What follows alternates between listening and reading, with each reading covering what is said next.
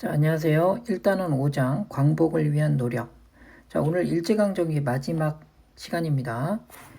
2절 건국 준비 활동과 연합국의 한국 독립 확인 시작하도록 하겠습니다. 자, 여러분들 일단 제목을 보시면 이 건국 준비 활동, 결국 일본이 이제 패망이 머지않은 시점이죠. 1940년대라고 보시면 되겠고요. 45년에 일본이 패망을 하니까 40년대 독립운동입니다. 국외에서의 독립운동인데 오늘 국내에서의 독립활동도 약간 나오니까 함께 보셔야 됩니다. 자, 그리고 그 당시 2차 세계대전을 승리로 이끌었던 미국, 영국, 그 다음에 소련과 같은 나라들이 연합국이라고 부르는데 연합국들이 모여서 한국의 독립을 약속하고 확인하는 그런 절차들이 있어요. 조약들이나 선언들이 있는데 이런 것들도 함께 세계사 내용이긴 하지만 한국사이기도 합니다. 한국에 영향을 끼쳤던 사건이기 때문에 이것도 함께 살펴보도록 하겠고요. 이 내용이 또 해방 이후에 현대사하고 또 연결되는 부분이 많으니까 잘 숙지를 해주셨으면 좋겠습니다. 자, 바로 내용으로 들어가도록 할게요. 학습 내용 정리. 자, 우리 지난 시간에 충칭에서 만들어졌던 대한민국 임시정부 산하의 군대가 뭐라 그랬어요? 한국 광복군입니다. 자, 한국 광복군은 일제가 1941년 미국을 상대로 태평양 전쟁을 일으켰을 때 이때 대한민국 임시정부는 대일선전 포고를 하고요. 그 당시 산하의 한국 광복군은 연합군과 함께 합동작전을 하게 됩니다. 일본과 맞서 싸우게 되는 거죠. 그 당시 이제 일본과 맞서 싸웠던 나라들이 미국이나 영국 이런 나라들인데 이런 나라들과 힘을 합해서 같이 싸운 거예요. 특히 이제 영국군하고 우선 먼저 싸우는데 인도하고 미얀마 전선까지 내려가서 대원들이 파견이 되어서 그 당시 주로 했던 일은 일본군 잡혔던 이제 일본군 중에 포로들 이들을 신문하는 역할 혹은 선전활동 정보 수집과 같은 이러한 역할들을 하게 됩니다.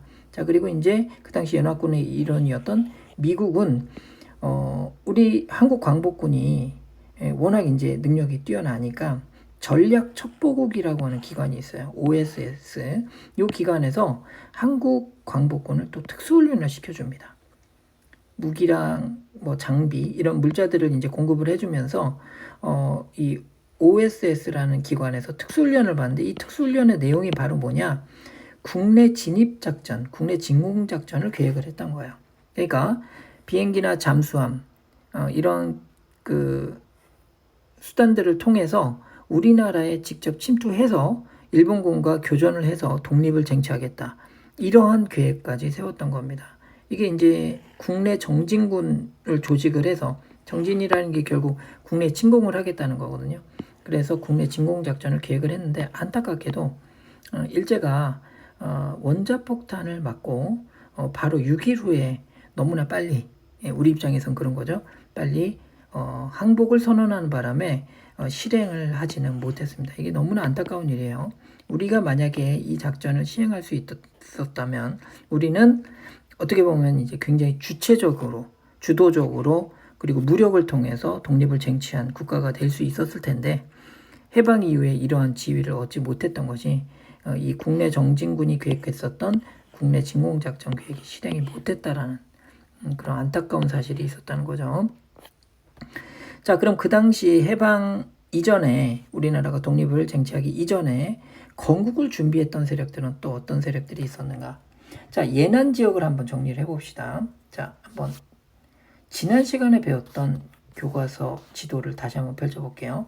자, 조선의용대가 우한에서 만들어졌죠. 한꺼에서 만들어져서 항일 북상을 하다가 최종적으로는 예난에 도착을 합니다. 이 예난에서 어떠한 일들이 있었는가? 물론 중간에 러양에서는 김원봉이 빠져나가서 대한민국 임시정부에 합류하지만 대다수는 이 항일 북상을 계속하거든요. 예난에 도착을 합니다. 자, 그랬을 때 조선의용대가 이름이 조선의용대 화북지대로 개편이 돼요. 자, 그리고 중국 공산당 팔로군이라고 부르는데 중국 공산당과 함께 여러 전투에서 승리를 거둡니다. 타이항상 전투, 후자정 전투 이런 데서 활약을 합니다. 자, 그리고 이 조선 의용대원들과 그리고 한인 사회주의자들 이런 사람들이 모여가지고 정치 조직인 조선 독립동맹을 만드는데 여기에 위원장이 이름이 김원봉과 비슷한 또 김두봉이에요. 사회주의자죠. 자, 그래서 김두봉이 위원장으로 했던 조선 독립동맹이 만들어지고, 그리고 이 조선의용대 화북지대는 이름이 뭘로 바뀌느냐? 바로 조선의용군으로 개편이 됩니다. 자, 그래서 여러분들 뭐 최종적으로 정리해보면 조선 독립동맹이라고 하는 정치 조직 산하에 조선의용군이 만들어진다.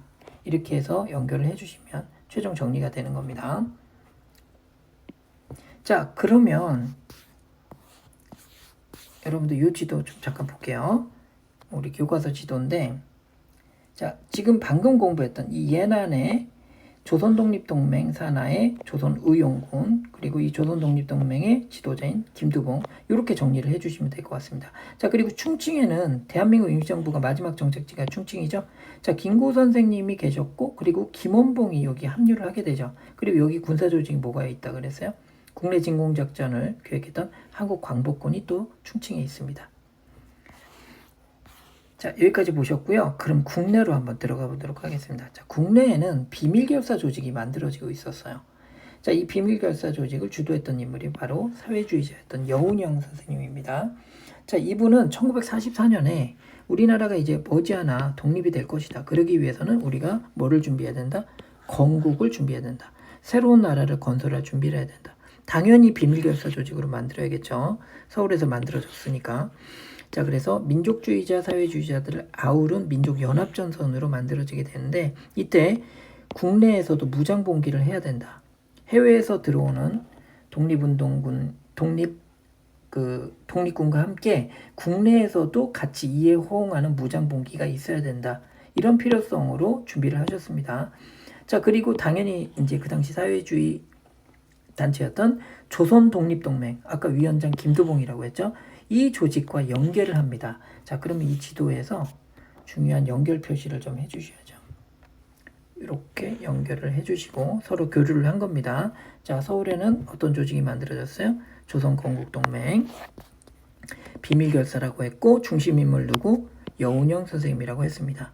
자, 그러면 1940년대 주요 민족운동 단체, 이 단체들은 모두 다 뭘 하고 있었다? 건국준비 활동을 하고 있었는데, 크게 중심 지역이 어디다? 충칭, 예난, 그리고 경성, 서울이다. 이렇게 해서 봐주시면 될 것 같습니다. 요거 정리 잘 해주셔야 됩니다. 뭐 번호를 굳이 매긴다면 1번, 2번, 3번 요 순서대로 꼭 알아두시기 바랍니다. 자, 근데 이 사회주의 세력들은 여러분들 요거 아까 안 봤던 거 잠깐 보시면, 광복 이후에 이 조선독립동맹과 조선의용군은 북한 정권 수립에 또 참여하게 됩니다. 해방 이후에 이제 북한으로 들어가게 되거든요, 이분들이. 자, 그리고 이제 조선건국동맹, 국내에서는 여운형을 중심으로 해서 비밀리에 조직된 비밀결사다. 자, 아까 봤고요. 그렇게 해서 봐주시면 되겠고, 조선독립동맹과 연계했다. 같은 사회주의자들이니까. 그리고 임시정부하고도 또 연결이 됩니다. 사회주의자들이긴 하지만, 근데 주로 연계했던 것은 조선독립동맹이다. 그렇게 해서 조선독립동맹과 연계해서 무장봉기도 계획을 했었다. 자, 모두 다 뭐 그 당시 독립운동 단체들은 이념이나 투쟁 노선과 상관없이 다 독립을 최종 목표로 하고 있었기 때문에 당연히 이런 식의 연대들이 가능한 거죠. 연합국의 한국 독립 약속. 자, 요건 세계사 파트긴 한데 우리 한국 역사와 직결되어 있는 부분이니까 꼭 알아두셔야 될 회담입니다. 3개가 있어요. 카이로 회담, 얄타 회담, 포츠담 회담인데 뭐 암기하실 때 머리 글자만 따서 카얄포 이렇게 암기를 많이 합니다. 자, 우선 이집트 카이로에서 1943년 열렸던 카이로 회담입니다. 자, 미국, 영국, 중국이 참가했고요. 특히 이제 중국이 이때 카이로 회담의 주체였습니다. 연합국이었거든요. 자, 이때 이 세 나라는 적법한 절차를 거쳐서 한국을 자유 독립하게 하자라는 것을 처음으로 확인합니다. 처음으로 약속을 했던 회담이에요. 항상 한국사 시험에는 이런 처음, 뭐 최초 이런 것들이 중요하죠.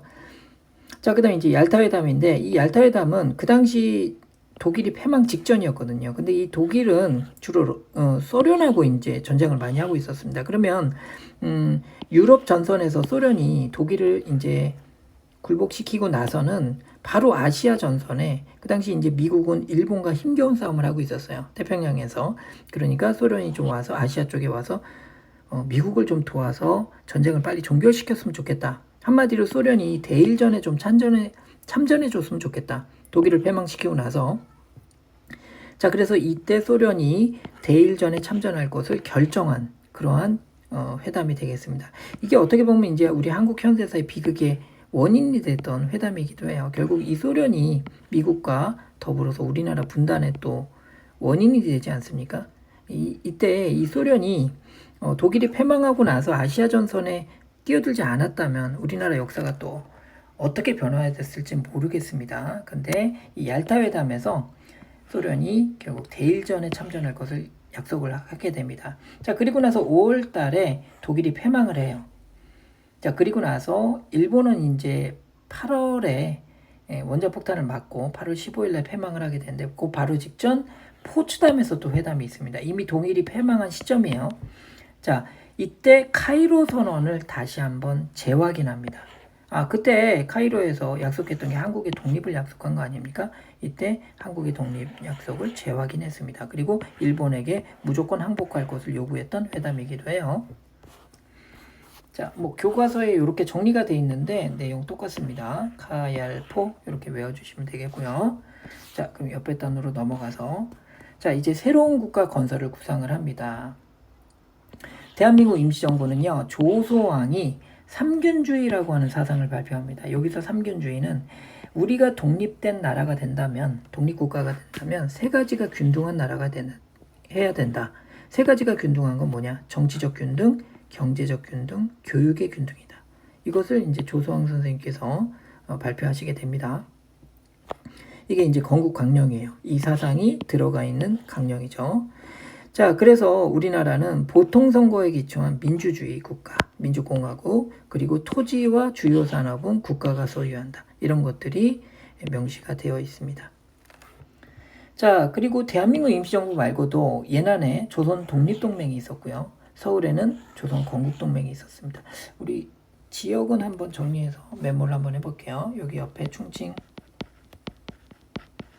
자, 조선 독립동맹, 예난, 그리고 조선 건국동맹, 경성, 서울의 옛날 이름이죠.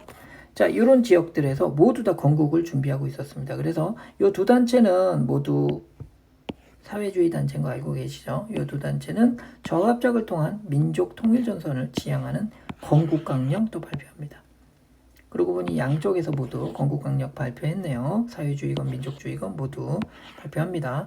자, 역사적 의의로는 다양한 건국강령에 담긴 정신이 모두 다 우리나라가 훗날 민주공화제 국가가 된다라는 그런 내용을 전제하고 있다. 이것이 모두 다 어디에 반영된다? 대한민국 헌법으로 계승이 된다. 이러한 역사적 의미를 담고 있습니다.